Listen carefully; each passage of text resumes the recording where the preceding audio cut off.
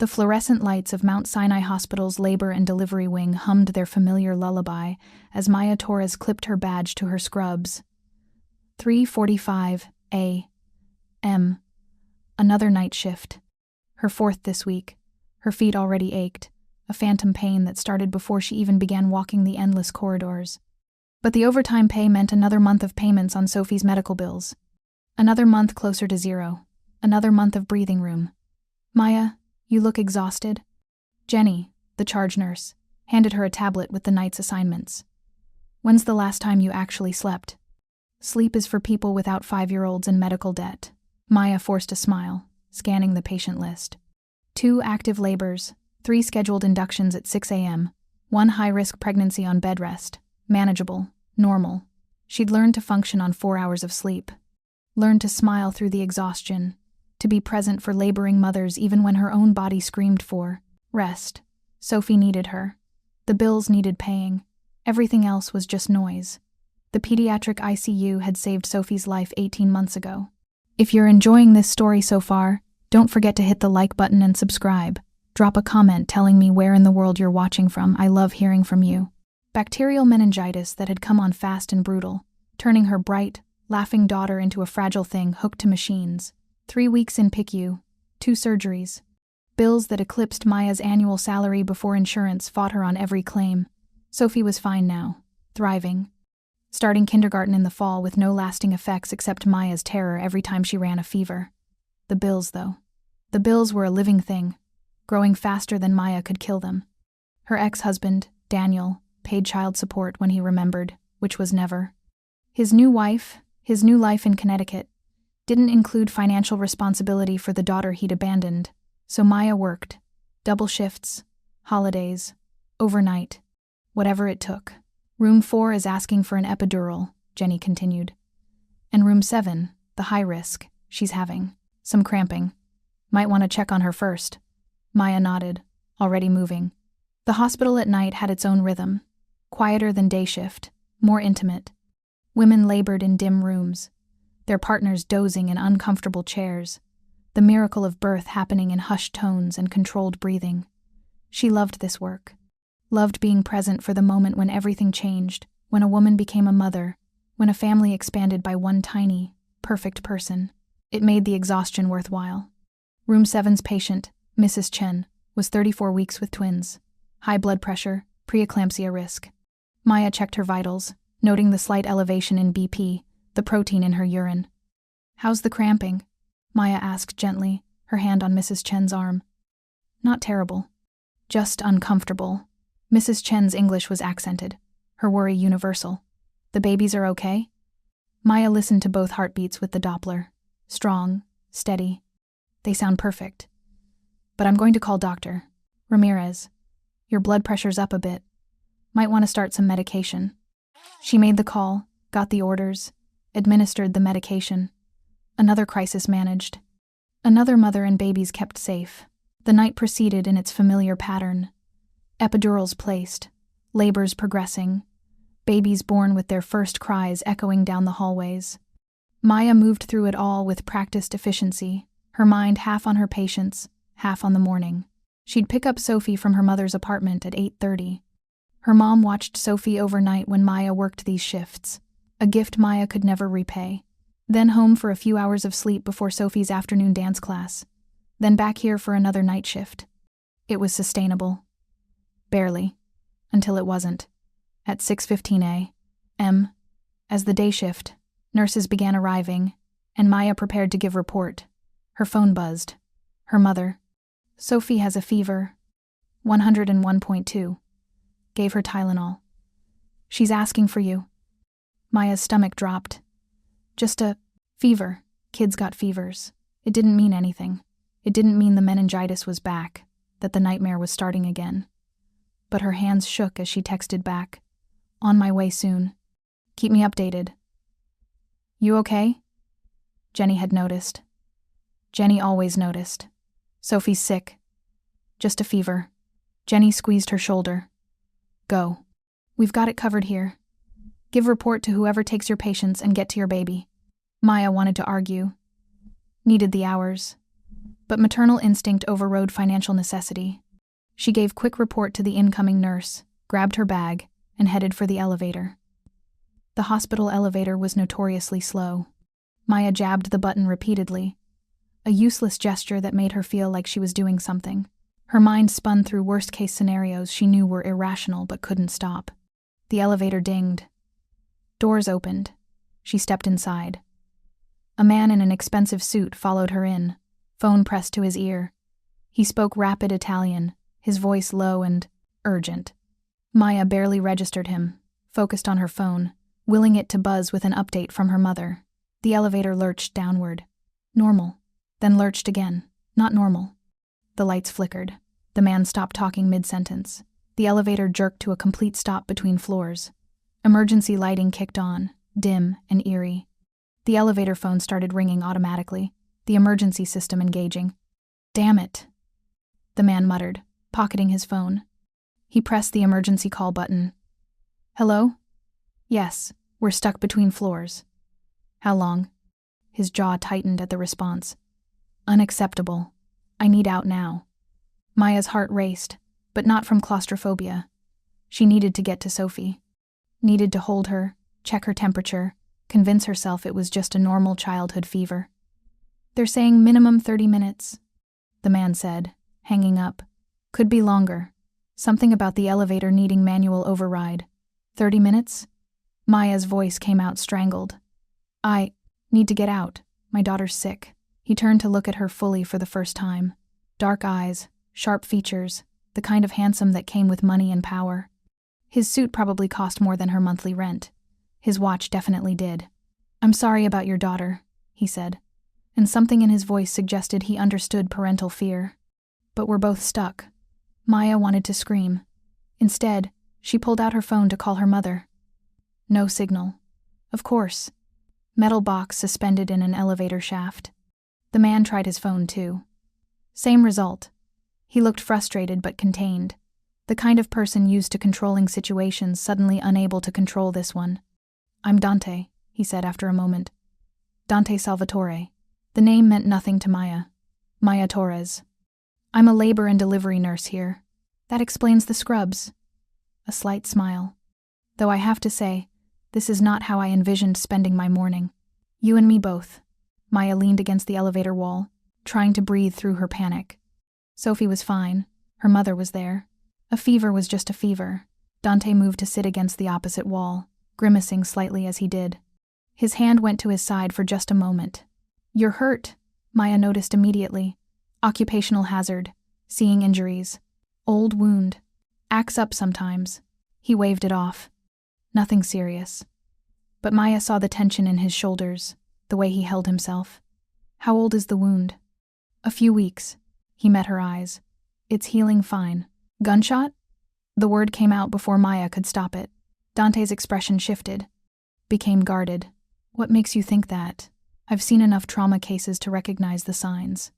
The way you're holding your left side, the specific type of discomfort." Maya shrugged. "Plus, expensive suit aside, you have that look." "What look?" "The look of someone used to danger." She should probably stop talking, but anxiety made her chatty. "I'm not judging. I just hope whoever patched you up knew what they were doing." "They did." Dante studied her with new interest. "You're very observant. Comes with the job. You learn to read people, spot problems before they become emergencies." They fell into silence. Maya checked her phone again. Still no signal. She wanted to cry from frustration but refused to break down in front of this stranger. "Tell me about your daughter," Dante said quietly. "Distraction helps. Trust me, I know about being stuck in small spaces." Maya hesitated, then found herself talking. About Sophie. About the meningitis. About the bills that never stopped coming, the shifts she worked, the careful budget that one unexpected fever threatened to destroy. She didn't know why she was telling this stranger her life story. Maybe because he was safe, temporary, someone she'd never see again, after they got out of this elevator. Dante listened without interrupting.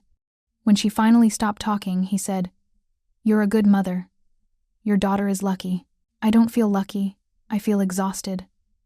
"That's usually how good parents feel." Something painful crossed his face. My wife used to say the same thing. Used to. Past tense.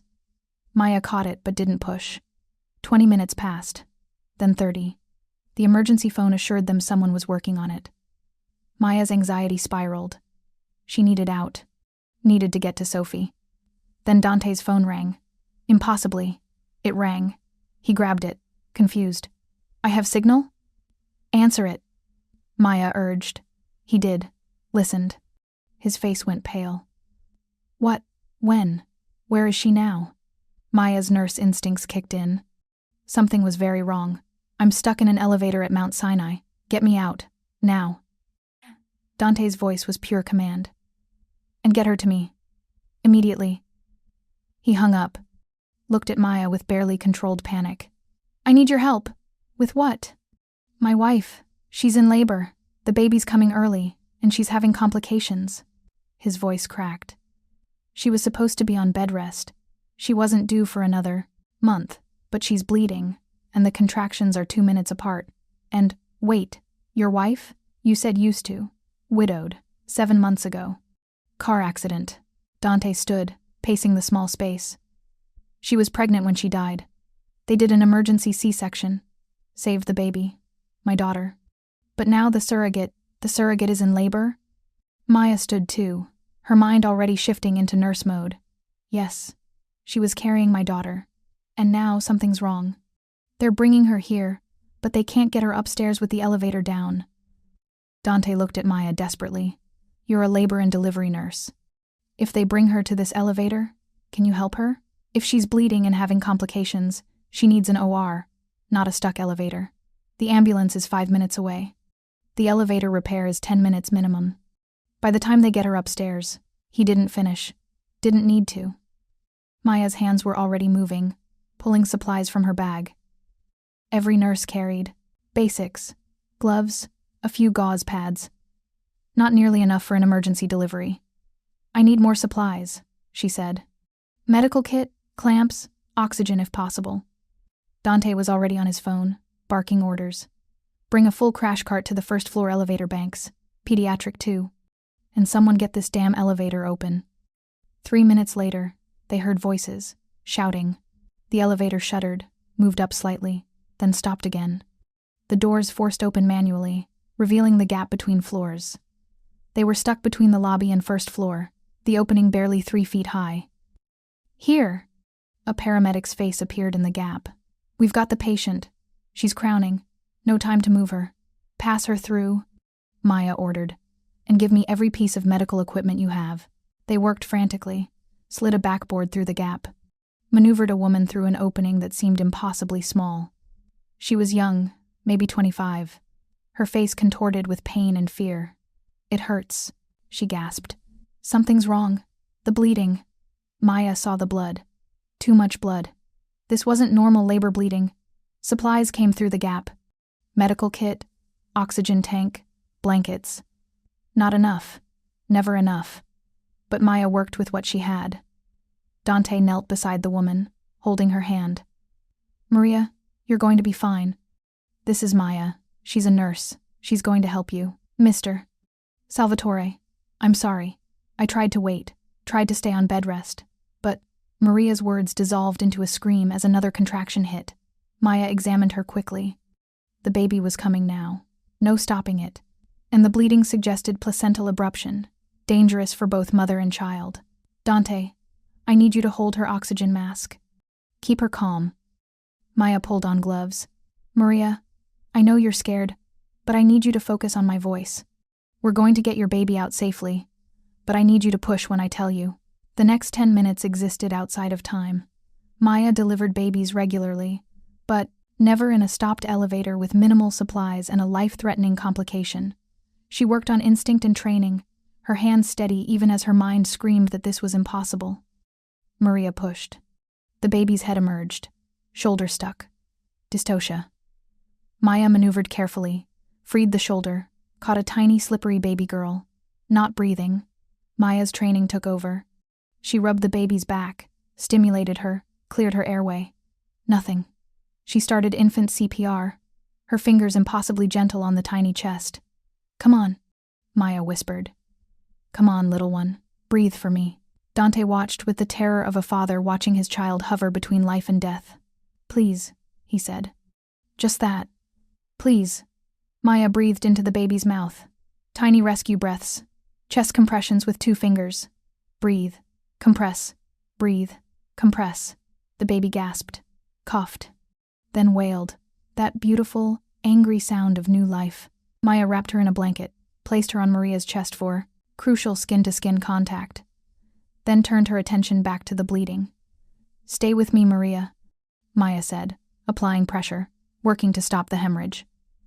Paramedics, I need blood loss protocol ready the second we can move her. The elevator shuddered again. This time it moved. Slowly, agonizingly, it descended to the lobby floor. The doors opened fully. Chaos erupted. Paramedics swarmed. Maria was transferred to a gurney. IV lines placed. Blood loss managed. The baby was examined by pediatric specialists who'd been waiting. Maya stood covered in blood, shaking with adrenaline, watching the organized chaos of emergency medicine. Dante appeared beside her. You saved them, both of them. The baby needs NICU, Maya said, her voice professional even as her hands trembled. And Maria needs surgery for the placental abruption. They're not out of danger yet, but they're alive because of you. Dante caught her hand. Thank you doesn't begin to cover it. Maya pulled away gently. I need to wash up. And I need to get to my daughter.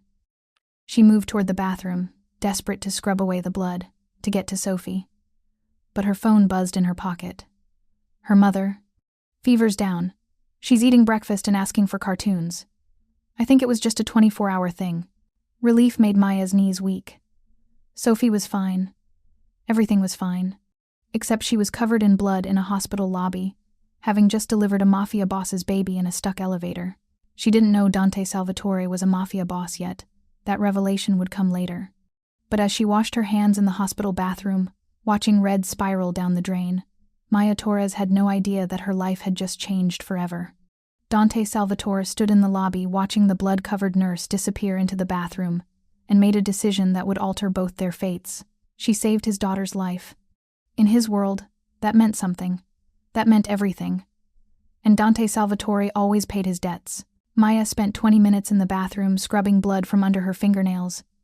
Her scrubs were ruined, soaked through with Maria's blood and amniotic fluid. She changed into spare scrubs from her locker, hands still trembling with residual adrenaline. Her shift had ended 2 hours ago. She should go home, check on Sophie, sleep for a few precious hours. But her legs felt unsteady, her mind replaying those terrible seconds when the baby wouldn't breathe. She'd done everything right. The training had held, but the terror of those moments lingered. Nurse Torres? A woman's voice pulled Maya from her thoughts. She turned to find an elegant older woman in the bathroom doorway. Late 50s, expertly styled gray hair, clothes that whispered old money. I'm Rosa Salvatore, Dante's mother. Maya's first instinct was to defer, to make herself small in the presence of obvious wealth and power. But exhaustion made her direct. How's the baby? Stable. In the NICU but breathing on her. The doctors say she'll be fine. Rosa stepped closer, her dark eyes assessing Maya with uncomfortable intensity. Thanks to you. And Maria? I don't know. I haven't checked. In surgery. Also stable. You saved 2 lives this morning, Miss Torres. Rosa's voice carried the weight of someone used to being heard. My son would like to speak with you before you leave. I really need to get home. My daughter is fine. Dante had someone check. Rosa smiled at Maya's expression. Don't be alarmed. He simply called your mother's building. Spoke to the doorman. Your Sophie has no fever and is currently watching cartoons. He wanted you to have peace of mind. The fact that this stranger knew where her mother lived, knew Sophie's name, sent ice through Maya's veins. How does he know where my mother lives? My son is thorough. Please, just a few minutes. He's with his daughter in the NICU. Maya should have refused, should have walked away from whatever this was. But curiosity and something else, concern maybe, for that tiny baby who'd been blue and still in her hands, made her follow Rosa through the hospital corridors. The NICU was a place Maya rarely visited. Her expertise was birth, Those first moments of life. The NICU handled what came after when those first moments went wrong. The lighting was dimmed, incubators hummed softly, and monitors beeped their constant reassurance. Dante stood beside an incubator, his expensive suit jacket discarded, shirt sleeves rolled up. His hand rested against the plastic, as close to touching his daughter as the barrier allowed. The tiny baby inside was barely 5 pounds, covered in monitoring wires, but her chest rose and fell with steady determination. "She's beautiful," Maya said quietly, announcing her presence. Dante turned. His eyes were red-rimmed, face drawn with exhaustion and emotion. "Because of you, I get to watch her grow up. The paramedics would have delivered her if I wasn't there. But would she have survived?" Dante asked. The pediatrician said her heart had stopped. "You brought her back." Maya looked at the baby, remembering those desperate compressions, the prayer she'd whispered with each breath. "What's her name?" "Isabella. After my wife." Dante's voice cracked slightly. "Bella died 7 months ago. Car accident. She was 8 months pregnant. They saved Isabella through emergency C-section, but she was so premature. Spent 2 months in the NICU. Then we found Maria, a surrogate who agreed to carry her to full term. Medical science." He laughed bitterly. "We can transfer an embryo, grow a baby in another woman's body. But we can't bring back the dead. I'm sorry for your loss." The words felt inadequate, but Maya meant them. Isabella was supposed to be born in 3 weeks. Private hospital, scheduled C-section, every possible precaution. Dante stared at his daughter. Instead, she came early in a broken elevator. And the only thing that saved her was a nurse who happened to be in the wrong place at the right time. "Right place," Maya corrected gently. For Isabella, it was exactly the right place. Dante pulled out his phone, typed something, then looked at Maya directly. "I'm going to ask you something, and I want you to think carefully before you answer." Warning bells rang in Maya's head. "Okay. I looked into your finances while you were cleaning up." He held up a hand before she could protest. "I needed to know who saved my daughter. You have $473,000 in medical debt from your daughter's illness. Your insurance denied most of the claims. You're working 60-hour weeks, living paycheck to paycheck, and your ex-husband contributes nothing." Anger flared hot in Maya's chest. "You had no right. I'm offering to pay it. All of it. Every penny erased." Dante's voice was steady, certain. "Consider it payment for saving 2 lives." The words didn't make sense. Maya stared at him, waiting for the punchline, the catch. That's almost $500,000. "I'm aware. Nobody just pays that kind of money for saving their child's life?" Dante moved closer. "Miss Torres. Maya. In my world, debts are sacred. You saved Isabella. You saved Maria. That creates an obligation I intend to fulfill. I was doing my job. You were trapped in an elevator and chose to help anyway. You could have panicked, refused, protected yourself. Instead, you delivered a baby under impossible circumstances and brought her back from death." His intensity was almost frightening. "That's not just a job. That's heroism." Maya's mind spun. $473,000. The number that haunted her dreams, that dictated every decision. Gone. Erased. Freedom from the weight that had been crushing her for 18 months. "What's the catch?" Her voice came out hoarse. "No catch, just gratitude. Nobody gives away that kind of money without wanting something." Dante smiled slightly. "You're right to be suspicious. My world doesn't deal in pure altruism." He glanced at Isabella. "But this isn't business. This is personal. You gave me my daughter's life. I'm giving you yours back." Maya wanted to refuse. Every instinct screamed that accepting money from this man, whoever he really was, would bind her to something dangerous. But $473,000. No more double shifts. No more panic attacks over medical bills. More time with Sophie. Actual sleep. "I need to think about it," she said finally. "Of course. Take all the time you need." Dante pulled out a business card, handed it to her. Heavy cardstock, embossed lettering. Just a name and phone number. "Call me when you decide. The offer has no expiration date." Maya took the card, her fingers trembling slightly. "I should go. My daughter's waiting." "One more thing." Dante's voice stopped her at the door. "You mentioned your ex-husband doesn't pay child support. That's..." None of your business. It is now. You saved my daughter. That makes your daughter's welfare my concern. His expression hardened. I can encourage him to meet his obligations. Legally, of course. Legally. Maya didn't believe that for a second. Call it strong encouragement to do the right thing. Dante turned back to Isabella's incubator. Think about my offer, Maya, and thank you for everything. Maya fled.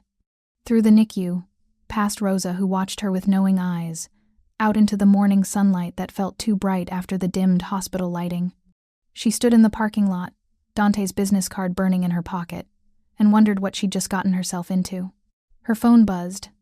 Her mother. Sophie wants to know when you're coming home. She's worried about you. Maya typed back. On my way. Tell her I love her.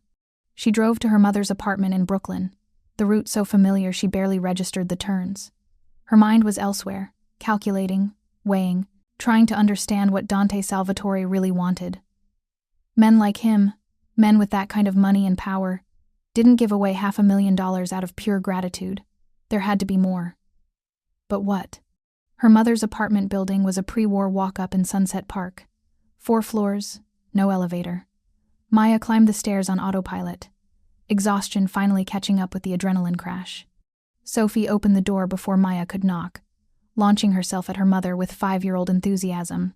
Mommy, Grandma said you had to help someone at the hospital and that's why you're late. Maya caught her, breathing in the familiar scent of Sophie's strawberry shampoo. That's right, baby. Someone needed help. Did you save them? Sophie asked with the certainty of a child who believed her mother could do anything. I did. Maya carried Sophie inside, meeting her mother's concerned gaze over her daughter's head. Carmen Torres was 62, gray-haired, and sharper than most people, half her age. She took one look at Maya and started making coffee without being asked. You look like you've seen a ghost. Something like that. Maya settled Sophie on the couch with her tablet, cartoons playing, then joined her mother in the tiny kitchen. I delivered a baby in a stuck elevator this morning. Carmen's eyebrows rose. That's a new one. The baby stopped breathing. I had to do CPR. Maya's hands shook again, remembering. She lived. Both of them lived. The mother and baby. Then why do you look terrified? Maya pulled out Dante's business card, slid it across the kitchen table. The father offered to pay off all of Sophie's medical bills. Every penny. Almost $500,000. Carmen picked up the card, studied it. Dante Salvatore. Her expression shifted. Mija, do you know who this man is? Rich? Powerful? Probably connected to something illegal based on that healed gunshot wound I noticed. He's the head of the Salvatore family. One of the 5 families that run organized crime in New York. Carmen set the card down like it might explode. This man is Mafia. Maya. And you just saved his daughter's life. The words settled over Maya like a weighted blanket. The expensive suit, the immediate access to her personal information, the casual mention of encouraging Daniel to pay child support. He can't just pay that much money, Maya whispered. What does he want in return? In their world? Your loyalty, your silence, maybe more. Carmen gripped Maya's hand. Baby, I know that debt is killing you. I know you're working yourself to death trying to pay it. But taking money from men like Dante Salvatore, it puts you in their world, and their world is dangerous. I know. Maya stared at the business card. But Mom, $473,000. I could stop working double shifts, spend more time with Sophie. Actually live instead of just surviving. At what cost? That was the question, wasn't it? At what cost? Maya picked up the card, tucked it back in her pocket. I need to sleep. Can Sophie stay here a few more hours? Of course. You look dead on your feet. Maya kissed Sophie goodbye, promising to pick her up that evening. Then she drove home to her small apartment in Queens, climbed into bed, and tried to sleep. Instead, she lay awake, staring at the ceiling, thinking about a tiny baby who'd been blue and still in her hands, about Dante Salvatore's grief-stricken face as he watched his daughter breathe, about $473,000 and what that kind of money could buy. Her phone buzzed. Unknown number. This is Dante. I wanted you to know Isabella is doing well. Doctors say she can leave NICU in a few days. Also, I had my lawyer draft paperwork regarding your debt. No obligation, just want you to see it's legitimate. The offer stands. DS. A moment later, another text. This time with an attachment.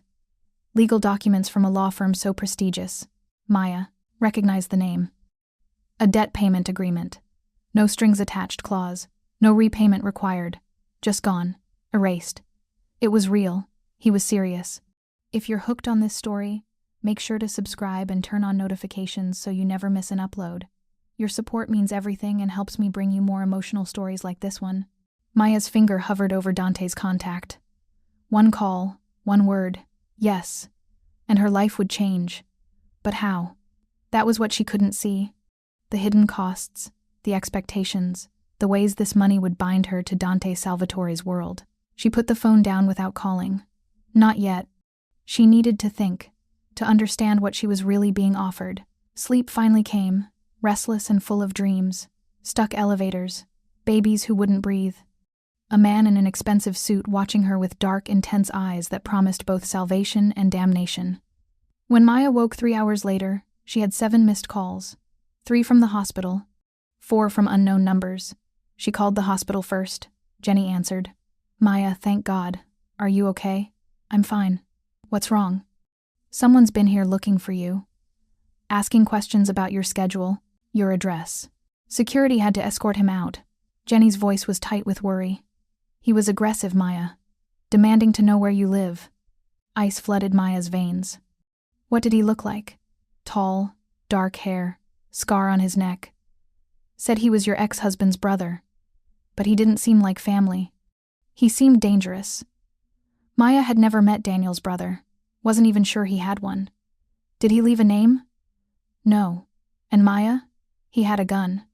Security saw it when his jacket moved. They called the police, but he was gone before they arrived. After hanging up, Maya checked the unknown numbers. All from the same area code. Manhattan. She didn't recognize it. Against her better judgment, she called back. A rough male voice answered. Miss Torres, we were hoping you'd call. Who is this? Let's just say a concerned party. We understand you helped Dante Salvatore this morning. Delivered his baby in dramatic fashion. Maya's heart hammered. I'm a nurse. I helped a patient. That's all. That's not all, though, is it? The voice was almost friendly, which made it more terrifying.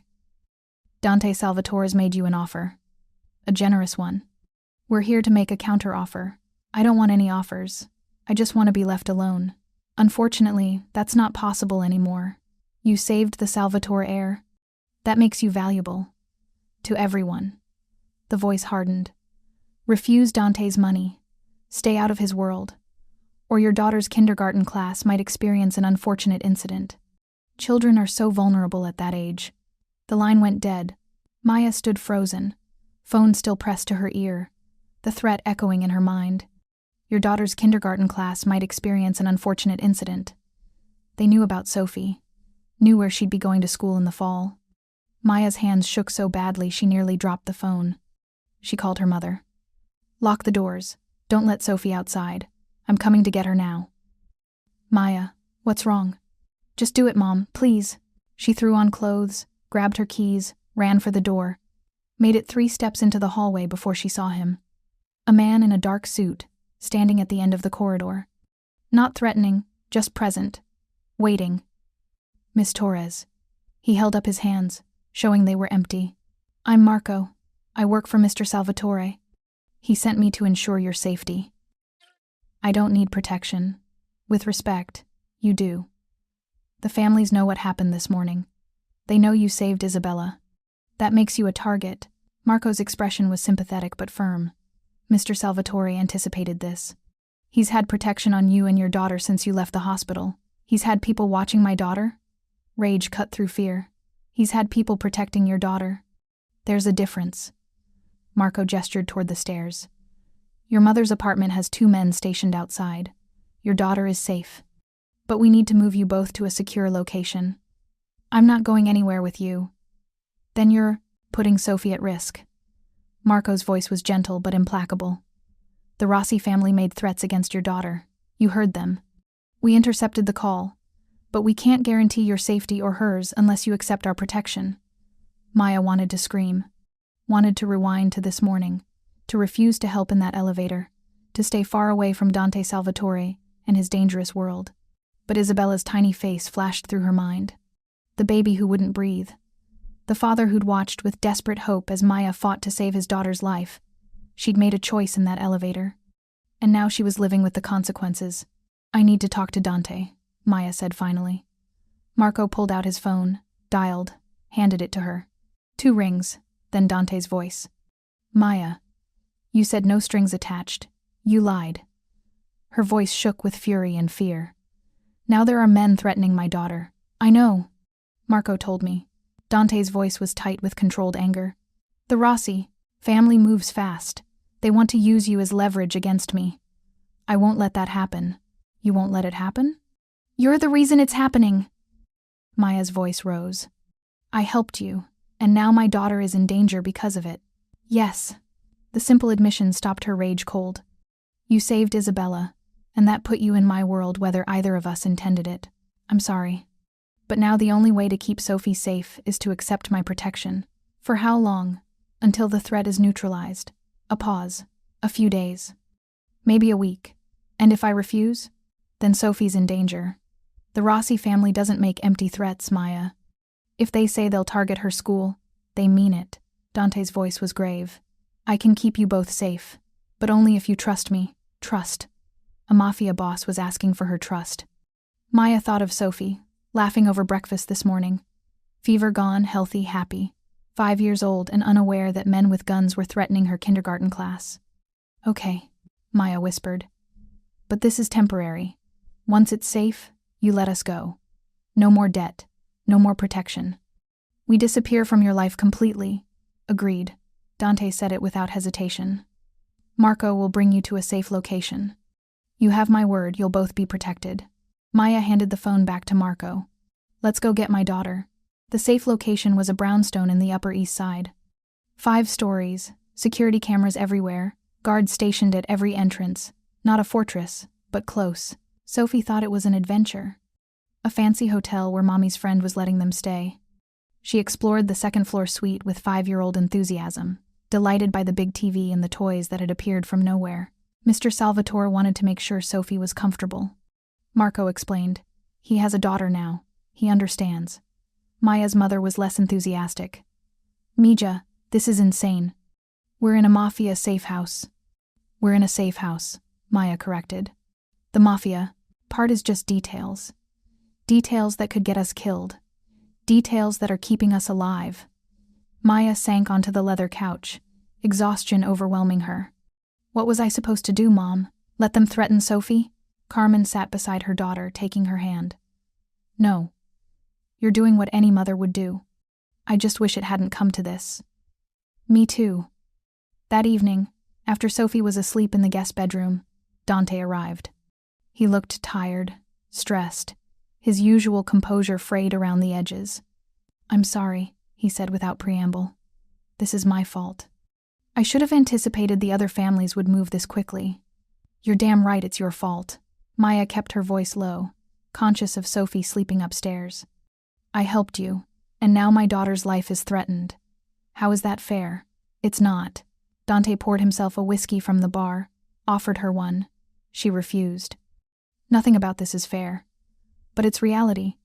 The Rossi family sees an opportunity to hurt me, and they're taking it. Why? What did you do to them?" "Existed." Dante's smile was bitter. "In my world, power is everything. The families are constantly jockeying for position. I'm young, relatively new to leadership. Some see me as weak. My wife's death, Isabella's premature birth, all of it signals vulnerability. So they're using me to prove you're weak? They're using you to test whether I'll trade territory for your safety, whether I care more about my daughter's savior than my empire." Dante met her eyes. "They're about to learn I don't trade. I protect what's mine. I'm not yours. No, but you saved Isabella. In my world, that creates a bond that can't be broken." He set down his glass. "I know you don't want to be part of this. I know you're terrified. But I promise you, Maya, I will keep you and Sophie safe. No matter what it costs." Maya wanted to believe him. Wanted to trust that this man, this stranger who'd walked into her life through pure chance, would protect her. daughter as fiercely as he protected his own. But trust was earned, not given. And Dante Salvatore hadn't earned hers yet. "How long?" she asked. "How long until it's safe?" "I'm working on it. The Rossi family needs to understand that threatening you is a mistake." Dante's voice carried that quiet intensity that suggested violence lurking beneath control. "Give me a few days. Days in which we're prisoners here. Days in which you're protected." He stood. "I'll let you rest. Marco and his team are downstairs if you need anything. And Maya?" He paused at the door. "Thank you. For saving Isabella. For accepting my protection. For not hating me entirely." "I didn't say I don't hate you." Dante smiled slightly. "Fair enough." After he left, Maya checked on Sophie one more time. Her daughter slept peacefully, unaware of the danger, the guns, the men in expensive suits who'd turned their lives upside down. Maya pulled out her phone, looked at the legal documents Dante had sent. $473,000. Freedom. But at what cost? She fell asleep on the couch, too exhausted to make it upstairs, dreaming of stuck elevators and babies who wouldn't breathe and dark eyes that promised both protection and danger. 3 floors below, Dante Salvatore sat in his study, making calls, planning, calculating. The Rossi family had made a mistake threatening Maya Torres. They'd given him justification for what he was about to do, and when Dante Salvatore went to war, he didn't lose. The war started quietly. Maya woke on the 3rd morning in the brownstone to find Dante in the kitchen making breakfast. Not a chef, not a guard, Dante himself, cracking eggs into a pan with surprising competence. "You cook?" The words came out before she could stop them. "Bella taught me, said no husband of hers would be helpless in a kitchen." His smile was soft, painful. "I wasn't very good at first. Burned a lot of toast." Sophie wandered in, rubbing sleep from her eyes. She stopped when she saw Dante, suddenly shy. She'd seen him around the brownstone but hadn't really interacted with him yet. "Good morning, Sophie," Dante said gently. "I'm making pancakes. Do you like pancakes?" Sophie nodded, still uncertain. She looked to Maya for permission. "It's okay, baby. Mr. Salvatore is a friend. You can call me Dante." He plated pancakes shaped like Mickey Mouse, complete with chocolate chip eyes. "I have a daughter too. She's very little, still in the hospital. But someday she'll be your age, and I hope she's as brave as you are." "I'm brave?" Sophie climbed into a chair at the kitchen island. "Very brave. Your mom told me you were sick once, really sick, but you fought hard and got better. That's the bravest thing anyone can do." Sophie beamed, the praise from this tall, serious man clearly meaning something. She dug into her pancakes while Maya watched, unsettled by how natural this felt. Domestic, safe, dangerous thinking. "We need to talk," Dante said quietly to Maya. "After breakfast. My study." An hour later, with Sophie settled in the living room with her grandmother and cartoons, Maya followed Dante to a book-lined study on the 4th floor. The room smelled of leather and old paper, masculine and expensive. "The Rossi situation is escalating," Dante said without preamble. He pulled up security footage on his laptop. "They've been watching your apartment, also your mother's building. They're trying to find a way in." Maya's blood ran cold watching the grainy footage of men in dark clothes circling her building at night. What do they want? Leverage. If they can grab you or Sophie, they can force me to give them what they want. Dante closed the laptop. "I've made it clear that's not happening. Last night, 3 of their warehouses experienced unfortunate fires. A coincidence, of course. You're escalating this." Maya's voice rose. "You're making it worse. I'm making it clear that threatening you has consequences." Dante's expression was hard.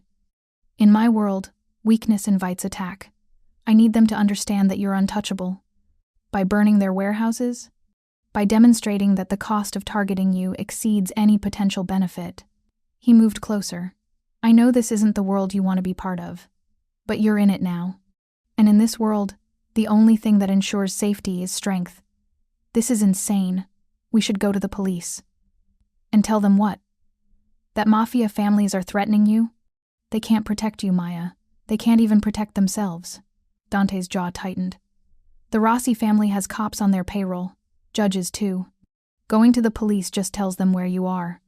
Maya sank into a chair, the reality of her situation crushing. So what do I do? Hide here forever? No. You let me handle this. Dante knelt beside her chair, bringing himself to eye level. I know you don't trust me. I know you hate what I am. But I'm good at this, Maya. I'm good at protecting what matters. Give me 1 week. 7 days. If I can't neutralize the threat by then, I'll arrange for you and Sophie to disappear. New identities, new city, money to start over. You can do that? I can do a lot of things. His voice was gentle. But I'd rather you didn't have to run. I'd rather eliminate the threat entirely. Maya studied his face, looking for deception or manipulation. She found only grim determination. 1 week. Then we disappear whether the threat is gone or not. Deal. Dante stood, offering his hand. She took it. His grip was warm, solid. Thank you for trusting me. I don't trust you. But I don't have better options. Honest. I appreciate that. The next 3 days passed in strange domesticity. Sophie adapted with the resilience of children, treating the brownstone like an extended sleepover. Carmen remained wary but appreciated the safety. And Maya found herself in an odd rhythm with Dante. He visited every morning and evening, always gentle with Sophie, respectful with Carmen, and carefully professional with Maya. But she caught him watching her sometimes, with an intensity that had nothing to do with debt or obligation. On the 4th night, Marco burst into the brownstone at 2 a.m., shouting for Dante. Maya heard the commotion from her room, grabbed her robe, and rushed downstairs. Dante was already there in the entrance hall, dressed despite the hour. Marco spoke rapidly in Italian, gesturing urgently. Maya caught enough to understand. Hospital. Isabella. Problem. What's wrong? Maya asked, her nurse instincts overriding caution. Isabella's having breathing problems. They're calling it an emergency. Dante's face had gone pale. I need to go to the hospital. I'm coming with you. Maya was already moving toward the stairs. Let me get dressed. Maya, you don't have to. That's my patient. I delivered her. I'm coming. 5 minutes later, they were in Dante's SUV, Marco driving like every traffic law was a suggestion. Maya called the hospital, got transferred to the NICU, demanded details from the attending physician. Respiratory distress, the doctor explained. Her oxygen saturation dropped suddenly. We've intubated, but her lungs aren't responding well to ventilation. What about surfactant therapy? She was premature. Her lungs might need. We've tried. It's not working. Maya's mind raced through possibilities, complications, solutions. Beside her, Dante sat rigid with fear barely contained beneath his usual control. She's going to be okay, Maya said, not knowing if it was true but needing to say it anyway. She's a fighter. I saw that when she was born. You brought her back once. Dante's voice was rough. Can you do it again? I'm not a NICU specialist. I don't. You saved her when no one else could. Please, Maya, try. They arrived at Mount Sinai in record time. Dante swept through the hospital with the authority of someone who owned the place. Maybe he did. Maya wouldn't be surprised to learn he'd donated a wing. Isabella's condition was worse than Maya had feared. The tiny baby lay intubated, her chest rising and falling mechanically, monitors screaming warnings. The NICU team looked exhausted. Frightened. What have you tried? Maya asked, scrubbing in. The attending rattled off treatments. Standard protocol, all correct, all failing. Maya examined Isabella with gentle hands, her mind working through differential diagnoses. Not just respiratory distress, something else. Something they were missing. Her abdomen is distended, Maya said suddenly. When's the last time she had a bowel movement? The nurse checked the chart. 36 hours ago. She has necrotizing enterocolitis. Maya's voice was certain now. Her intestines are inflamed, possibly perforated. That's causing the respiratory distress. Her diaphragm can't expand properly because of the abdominal pressure. The attending looked skeptical. NEC usually presents with different symptoms. She's premature. Stress from the emergency delivery. Formula feeding because she has no mother to breastfeed. Maya cut him off. All risk factors. Get her to surgery now. Decompress her abdomen, and her lungs will function. Dante gripped the incubator. Are you sure? No. But I'm the person who brought her back from death once. Trust me to do it again. The surgery took 3 hours. Maya wasn't allowed in the OR, but she watched from the observation gallery. Dante stood beside her, silent, his presence somehow grounding. When the surgeon finally emerged, his expression was cautiously optimistic. "You were right. Perforated intestine, causing severe abdominal distension and respiratory compromise. We've repaired the perforation and decompressed. If infection doesn't set in, she should recover fully." Dante's knees buckled slightly. Maya caught his arm, steadied him. "She's going to be okay. Because of you." Again. Dante turned to her, and the emotion in his eyes was almost frightening in its intensity. "You saved her twice now, Maya. I just saw what the others missed. You saw what others couldn't see. Because you were there when she was born. Because you know her." Dante pulled Maya into a sudden, fierce embrace. "Thank you. God, thank you." Maya stood frozen for a moment, then awkwardly patted his back. He was shaking. This powerful, dangerous man was shaking with relief and fear and gratitude. When he pulled away, his eyes were wet. "I'm sorry. When they called, all I could think was that I'd already lost Bella. I couldn't lose Isabella too. You didn't. She's strong. She's going to grow up and give you all kinds of hell." Dante laughed, shaky but genuine. "I hope so. I really hope so." They stayed at the hospital until Isabella was out of recovery and stable. Dawn was breaking over Manhattan when they finally left, exhaustion pulling at both of them. "I owe you another life debt," Dante said in the SUV. "That's 2 now. I'm not sure how I'll ever repay this. You already offered to clear my medical debt. That's payment enough. That was for the first time. This deserves more." "What more is there?" Maya asked tiredly. "You've already offered everything I need." Dante was quiet for a long moment. "What if I offered something you didn't know you needed?" "Like what?" "Safety. Real safety. Not just for a week until the threat passes, but permanently." He turned to face her. "Marry me." Maya's brain short-circuited. "What?" "Marry me. Not for love, not for romance. A business arrangement." Dante spoke quickly, like he'd been thinking about this. "My wife. That makes you and Sophie untouchable. No family would dare threaten the Salvatore matriarch. Your debt disappears. You'd have unlimited resources, security, freedom to work or not work as you choose. And Sophie would grow up safe, protected, with every advantage. You're insane. I'm practical. You saved my daughter twice. You're brave, intelligent, and already in danger because of me. Making you my wife solves multiple problems." Dante leaned forward. "I'm not asking for love, Maya. I'm asking for partnership. You get safety and security. I get someone I trust beside me, someone who understands what matters. This is crazy. We barely know each other. I know you're a good mother. I know you're brilliant under pressure. I know you save lives without hesitation." His voice was intense. "That's more than most people know about their spouse before marriage." Maya's head spun. Marriage. To a mafia boss. It was absurd, dangerous, impossible. It was also the answer to everything. Safety for Sophie. No more debt. No more working herself to death. Protection from the Rossi family and anyone else who might threaten them. "I need to think," she whispered. "Of course. Take your time." Dante settled back in his seat. "But Maya? Know that if you say yes, I'll protect you both with my life. That's not hyperbole. That's a promise." They rode the rest of the way in silence. Maya's mind spun with possibilities and consequences. Marriage to Dante Salvatore would change everything. But staying in her current life, now that she'd been dragged into his world, would get her and Sophie killed. Some choices weren't really choices at all. When they arrived at the brownstone, Sophie was eating breakfast with Carmen. She launched herself at Maya with 5-year-old enthusiasm. "Mommy, you were gone forever. Where did you go?" "I had to help Mr. Salvatore's baby. She was sick." "Is she okay now?" Sophie's concern was genuine. Even at 5, she understood sickness. "She's going to be fine, because the doctors are very good." Sophie turned to Dante, who'd followed Maya inside. "Your baby is lucky to have my mom. She's the best nurse in the whole world." Dante smiled, genuine warmth in his expression. "I know. Your mom is pretty amazing." "She is."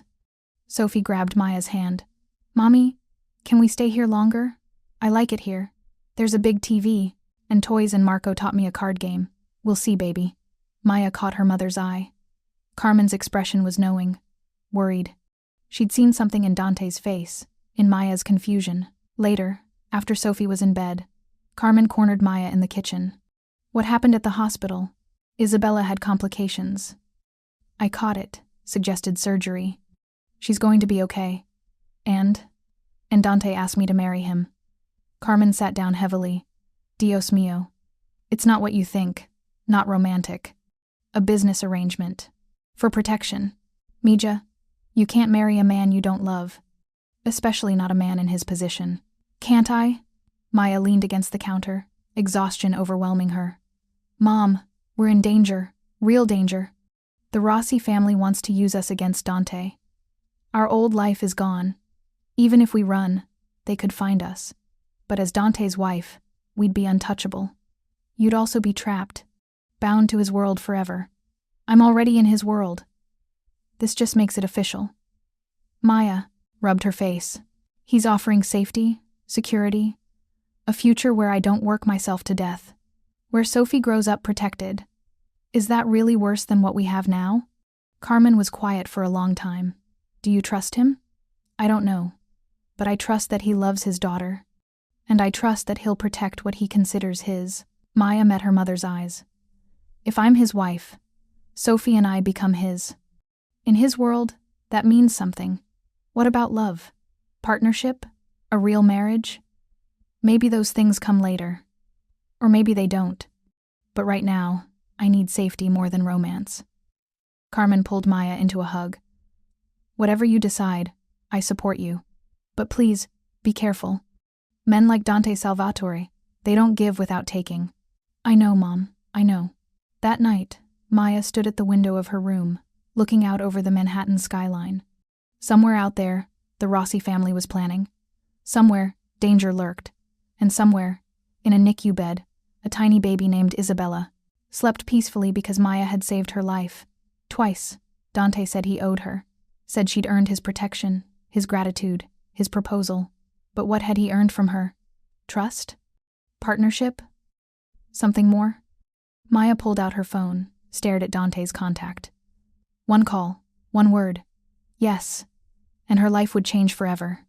She thought of Sophie, sleeping peacefully down the hall. Thought of the future she wanted for her daughter. Safety, opportunity, freedom from fear. Could Dante Salvatore give her that? Or would marrying him just trap her in a different kind of prison? Her finger hovered over the call button. One choice. One moment that would determine everything. Maya took a deep breath and made her decision. The phone rang twice before Dante answered. Maya. Yes, she said simply. I'll marry you. Silence. Then, you're sure? No, but I'm choosing this anyway. Then we'll figure it out together. Dante's voice carried relief and something else. Determination. I'll protect. You, Maya. Both of you. That's my vow to you. Even before we say any official vows. When? Maya asked. When would this happen? As soon as possible. For everyone's safety. A pause. I know this isn't romantic. I know it's not what you probably dreamed of. But I'll do my best to make it bearable. Bearable sounds perfect right now. After hanging up, Maya stood at the window for a long time, watching the city lights blur through tears she couldn't quite explain. Relief, maybe, or fear, or the strange grief of letting go of the life she'd thought she'd have for this new, uncertain one. Tomorrow, she'd be engaged to Dante Salvatore. In a week, maybe less, she'd be his wife. And somehow, impossibly, that felt like both the worst decision and the only decision she could make. 3 floors below, Dante sat in his study, staring at his phone. Maya had said yes. The woman who'd saved his daughter twice had agreed to marry him. He'd meant every word he said. This was practical, strategic, the smart move to protect her and neutralize the Rossi threat. But as he thought about Maya's fierce intelligence, her courage under pressure, the way she'd held his daughter with such gentleness, Dante realized something that complicated everything. This marriage might start as strategy, but somewhere along the way, he'd started to care, really care, about Maya Torres, The nurse who'd walked into his life through a stuck elevator and changed everything. He'd promised her protection. He'd promised her safety. What he couldn't promise was that his feelings would stay purely professional. And that, Dante realized, might be the most dangerous thing of all. The wedding happened in 72 hours. Not the elaborate affair Dante's position usually required, but a private ceremony in the Brownstones' library with a judge who asked no questions and signed papers without hesitation. Maya wore a simple cream dress bought that morning. Sophie served as flower girl, delighted by the faïdier, pretty outfit, and special attention. Carmen stood witness, her expression caught between worry and resignation. Dante wore his best suit and looked at Maya with an intensity that felt like a promise. "Do you take this woman?" The judge intoned. "I do." Dante's voice was steady. "Do you take this man?" Maya looked at Sophie, beaming with excitement. Looked at her mother's concerned face. Looked at Dante, who'd saved them by pulling them into his dangerous world. "I do." The ring Dante slid onto her finger was beautiful, understated, expensive. His hands were gentle. When the judge pronounced them married, Dante kissed her cheek rather than her lips. Respectful, careful. It didn't feel real. "Mommy's married," Sophie cheered, clapping. "Does that mean Mr. Salvatore is my new daddy?" The room went silent. Maya's throat tightened. Dante knelt to Sophie's level. "I'm your mom's husband," he said gently, "which means I'll always protect you and take care of you. But your real father is someone else. I won't try to replace him. I'll just be here, if you need me." Sophie considered this seriously. Then she hugged him. "Okay, can I call you Dante?" "I'd like that." That night, after Sophie was asleep and the house had quieted, Maya found Dante on the fourth-floor terrace. He stood looking out over the city, whiskey in hand. "Your world now," he said without turning. Maya joined him at the railing. "Feels the same as my old world, just with better security. Give it time. You'll notice the differences." Dante glanced at her. "No regrets yet? Ask me tomorrow."